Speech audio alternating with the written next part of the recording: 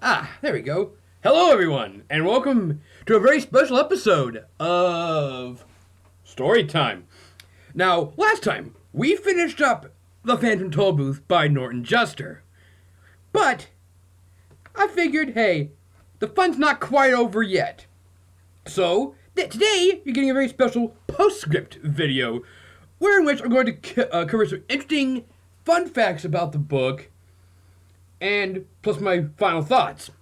So this one will probably be about average length. So let's start off. Now, first off, the origins of the Phantom Tollbooth.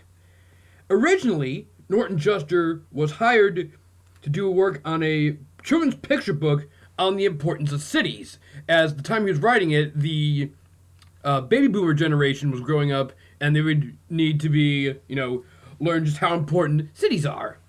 And so he was working on it, but he was procrastinating because the book was not that very appealing to him. As it turned out, in addition to being before he became known as author, Juster was actually an architect. So kind of makes sense that he would be hired to do a children's book about cities. But like I said, he was procrastinating on it, and then things took an interesting turn when one day Juster was out for a walk, and he ended up encountering a child. I think it was a young boy, and the discussion about the concept of infinity changed things, and the kid just kept asking more and more questions, as you know, little ones youngins are known to do. And like, how does this work? Why is that a thing? How does this happen? Questions like that. And eventually, Norton was like, after having a really cool conversation with this random kid on the street, he's like, so he kind of ditched the picture book for the novel. And of course, it's funny talking about infinity, considering that it's a chapter it's a pretty solid part of the book once Milo and company arrive in Digitopolis. Also, the character of Tock was inspired/based on the character of Jim Fairfield from an old radio series called Jack Armstrong All-American Boy. So sidekick character, very similar personality, although he wasn't a giant dog with a clock on the side of his body, but, kind of a sidekick, who was smart and intelligent. In a way, you could kind of say Tock is, in a manner of speaking, kind of a prototype for Jake, the dog, adventure type, because, they're both sort of allies to the main protagonist, who is also a human child, and, full of wisdom, but still, being involved in the wacky hijinks and shenanigans that ensue. Also, there have been many adaptations of this book. A film adaptation in 1970, directed by Looney Tunes Merry Melodies legend Chuck Jones, which I have seen a couple of times. Not a bad rendition, although Juster himself didn't have that much input on it, and so he wasn't very fond of the film. And the fact that he became popular made him even less a fan, because there are certain elements in the film adaptation which has a pretty good all-star cast. It has Butch Patrick as Milo. For the older people out there, they might remember him as, I think it was the kid on, not the Addams Family, but the Munsters. He was the werewolf kid. And actually, there was the opening and closing segments actually took place in live action. They had it set in San Francisco. And while the same general plot is the same, there are some things that the film adaptation just axes completely. Like a majority of what I refer to as the road trip section. Once they get their quest, to go rescue Rhyme and Reason from the castle in the air. So stuff like, everything with the exceptions of Discord, The Den, and stuff like that. Most of that stuff, the middle section of the book is just chopped out. And also, the Lothargians actually have a musical number that says nothing to do in the doldrums, and they actually are one of the few, actually quite villainous. They start off looking like typical lazy, weird little blob dudes that can, split apart and then reform. But once Milo is, sufficiently laying back, all chill-like, they literally break out what some people refer to as the slasher smiles, and they start closing in on him. But of course, Tock zooms in and barks up a storm, and the Lothargians are like, "Nope, we're out." And it is a musical. Pretty good stuff. I mean, not the greatest not the greatest animated musical of all time, but far from the worst. Also, there is a stage play, and also an opera of all things. But I want to talk specifically about the stage play for a short while.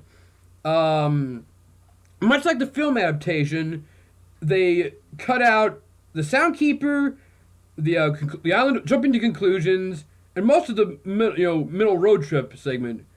But also, the biggest change, or one of the biggest changes in the stage in the play, they completely write out the humbug, which on one hand is kind of a surprise because he's kind of one of my favorite characters, but on the other side, I can understand why, because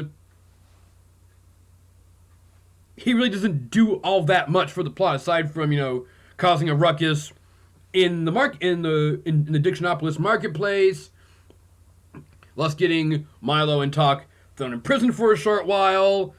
But once the quest goes on, he's just sort of there, but he's still a fun character nonetheless. However, I know I recently was researching, and I heard that there actually is, at least there are plans to do a full-on film adaptation. I think they've been working on it since about, I want to say, 2017 or so. But, changing directors and production staff, that lovely production quagmire is always a thing that not every movie can escape. Sometimes the ideas that are really great just never have the chance to get out of it. So that got me thinking, and I've read this book many times over the years, so I figured, hey, what would I do if I was if I was in charge of a film version of Phantom Tollbooth? Well, a couple things. Obviously, I would keep it fairly as faithful to the book as possible, and include, like I said, some of the segments that most adaptations just leave out completely, but with a few additions to make it a little more unique.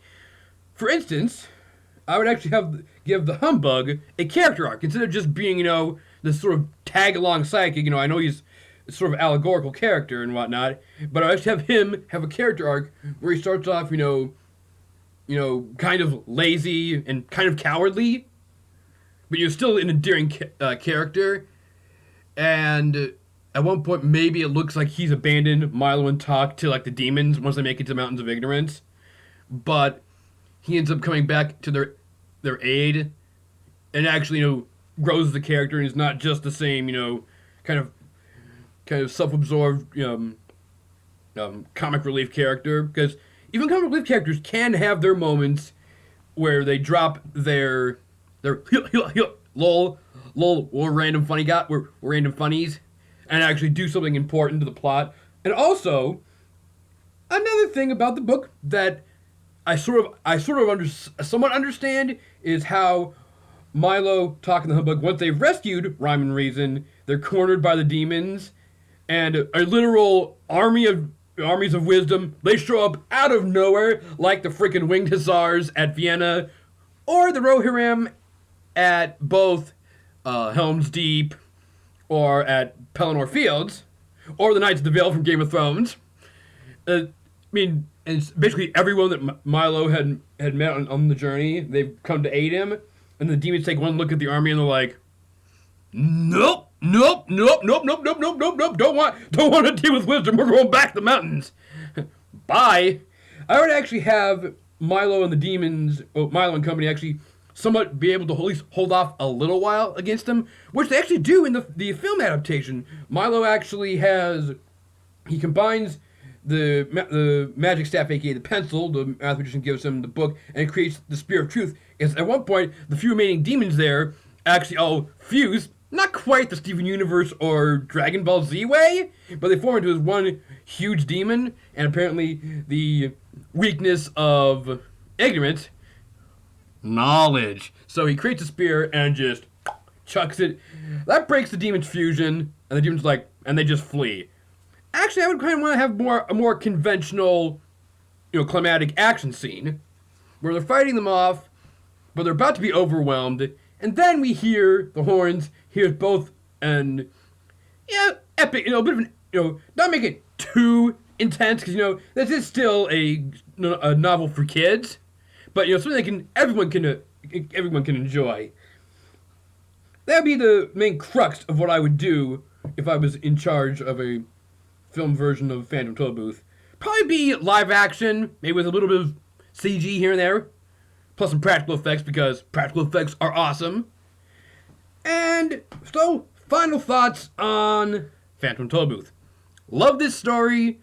It's been around for a long time. It's still quite a popular tale.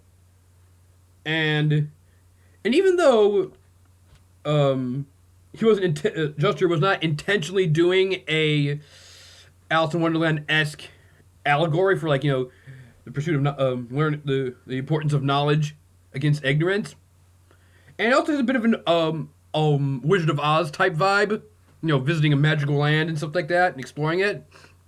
Still a classic.